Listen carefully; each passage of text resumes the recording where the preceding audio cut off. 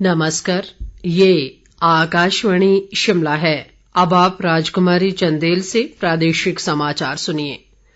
मुख्यमंत्री सुखविंदर सिंह सुक्खू ने युवाओं से ज्ञान के माध्यम से हमेशा जागरूक और नशे जैसी बुराई से दूर रहने का आग्रह किया है।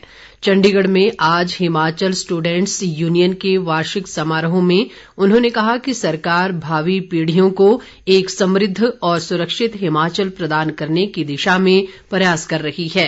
मुख्यमंत्री ने कहा कि सरकार तकनीकी क्षेत्र में युवाओं को आर्टिफिशियल इंटेलिजेंस के माध्यम से आधुनिक शिक्षा प्रदान करेगी। इससे युवा तकनीकी रूप से सशक्त होकर वैश्विक स्तर पर बेहतर रोजगार प्राप्त कर सकेंगे। सुजानपुर में 4 दिवसीय राष्ट्र स्तरीय होली उत्सव आज से शुरू हो गया है। मुख्यमंत्री सुखविंदर सिंह सुक्खू ने आज शोभा यात्रा और पूजा अर्चना के बाद मेले का विधिवत शुभारंभ किया। मेले में इस वर्ष राष्ट्रीय स्तर के सरस मेले का भी आयोजन किया जा रहा है। इस दौरान स्वयं सहायता समूहों से जुड़ी महिलाओं द्वारा निर्मित उत्पाद प्रदर्शित किए गए हैं।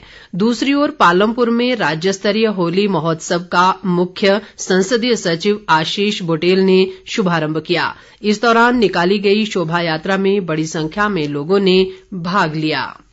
राज्य सरकार ने प्रदेश में बिना बच्चों वाले 286 स्कूलों को बंद करने का निर्णय लिया है। इन स्कूलों में पिछले करीब 2 वर्षों में एक भी दाखिला नहीं हुआ था। शिक्षा मंत्री रोहित ठाकुर ने आज शिमला में एक पत्रकार सम्मेलन में बताया कि सरकार आने वाले समय में कम बच्चों की संख्या वाले अन्य स्कूलों को भी बंद करने के लिए मापदंड तय कर रही है। उन्होंने आरोप लगाया कि पूर्व भाजपा सरकार ने केवल राजनीतिक लाभ लेने के लिए इन शिक्षण संस्थानों को खोला था। शिक्षा मंत्री ने बताया कि प्रदेश के संस्थानों में करीब 12,000 शिक्षकों की कमी चल रही है, जिन्हें भर्ती करने की प्रक्रिया जल्द पूरी की जाएगी।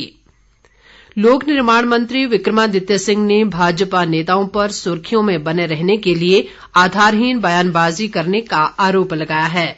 एक बयान में उन्होंने कहा कि पूर्व भाजपा सरकार ने अपने वित्तीय कुप्रबंधन से प्रदेश की आर्थिकी को बदहाल किया, जिसे वर्तमान सरकार सशक्त बनाने का प्रयास कर रही है। विक्रमादित्य सिंह ने भाजपा नेताओं को अपनी पूर्व सरकार के कामकाज की समीक्षा करने की भी सलाह दी है। उन्होंने कहा कि पूर्व सरकार कार्यकाल के पहले 4 वर्ष में कोई उपलब्धि हासिल नहीं कर पाई और अंत के 6 महीनों में बिना बजट प्रावधान के 900 से अधिक नए संस्थान खोलकर केवल लोगों को गुमराह करने का प्रयास किया है।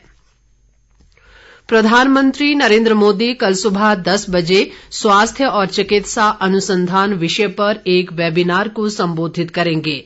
इस वर्ष पेश केंद्रीय बजट में घोषित पहलों के प्रभावी कार्यान्वयन के लिए सुझाव आमंत्रित करने के उद्देश्य से केंद्र सरकार ने 12 वेबिनार की योजना बनाई है और कल का वेबिनार भी इसी का हिस्सा है। वर्ष 2023-24 के बजट में केंद्र सरकार ने 7 क्षेत्रों को प्राथमिकता दी है, जो एक दूसरे के पूरक है। इन क्षेत्रों को अमृत काल का सप्तऋषि यानी पथ प्रदर्शक कहा गया है। विधानसभा अध्यक्ष कुलदीप सिंह पठानिया ने कहा है कि शिक्षा का मूल उद्देश्य युवाओं को जिम्मेदार नागरिक बनाना है। चंबा जिले के राजकीय महाविद्यालय सिंहुता के वार्षिक समारोह में उन्होंने कहा कि शिक्षा की बुनियाद जितनी मजबूत होगी, भविष्य भी उतना ही सुनहरा होगा। पठानिया ने कहा कि शैक्षणिक संस्थानों में बेहतर आधारभूत संरचना व गुणात्मक शिक्षा देना राज्य सरकार की प्राथमिकता है। विधानसभा अध्यक्ष ने विभिन्न गतिविधियों के उत्कृष्ट विद्यार्थियों को सम्मानित भी किया। मुख्य संसदीय सचिव सुंदर सिंह ठाकुर ने कहा है कि प्रदेश की समृद्ध संस्कृति के संरक्षण व प्रचार प्रसार के लिए सरकार प्रतिबद्ध है।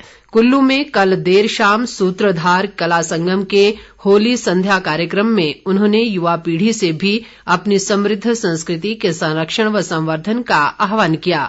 उन्होंने कहा कि जिले की संस्कृति के संरक्षण में सूत्रधार कला संगम भी अहम भूमिका निभा रहा है।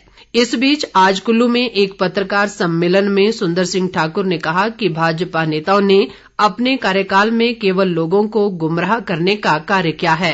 उन्होंने कहा कि पूर्व भाजपा सरकार ने बिना बजट प्रावधान के कार्यालय और संस्थान खोलकर केवल धन की बर्बादी की है। इसके साथ ही ये समाचार बुलेटिन समाप्त हुआ। नमस्कार।